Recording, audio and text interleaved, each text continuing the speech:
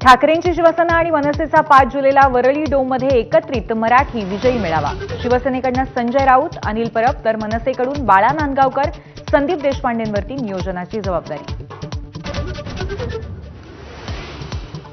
राष्ट्रीय दर्जा मिळवण्यासाठी शिंदेंच्या शिवसेनेचे प्रयत्न, राज्याबाहेरही विस्तार करणार। पुढील राष्ट्रीय कार्यकारिणी दिल्लीमध्ये घेण्याचे एकनाथ शिंदेंचे संकेत।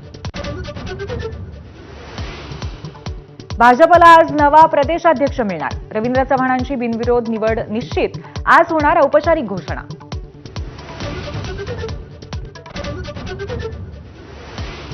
तीन पिढ्या काँग्रेसमध्ये 70 वर्षांनी सोडणार पक्षाची साथ।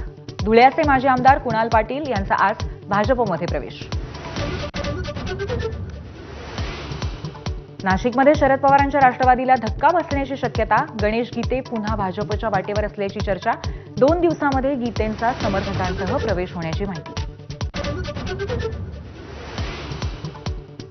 शक्तीपीठ महामार्गाविरोधात आज पश्चिम महाराष्ट्र आणि मराठवाड्यात चक्काजाम। कोल्हापुरातील आंदोलनामध्ये राजू शेट्टी सहभागी होणार। पोलिसांची राजू शेट्टींना नोटीस।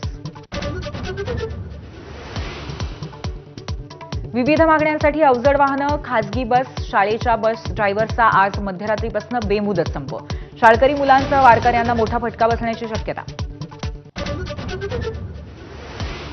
करवाढी विरोधात राज्यातील हॉटेल आणि बार व्यावसायिक आंदोलनाच्या पवित्र्यात। शुल्कवाढ तात्काळ मागे घ्या, नाहीतर हॉटेल बार बंद ठेवण्याचा इशारा।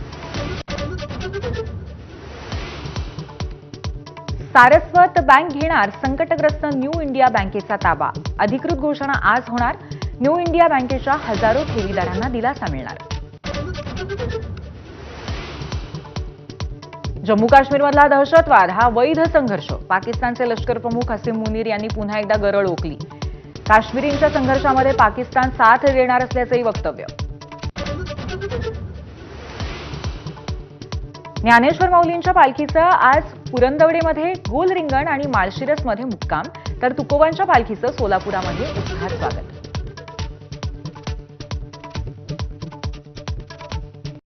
Headlines brought to you by Chitale बंधू।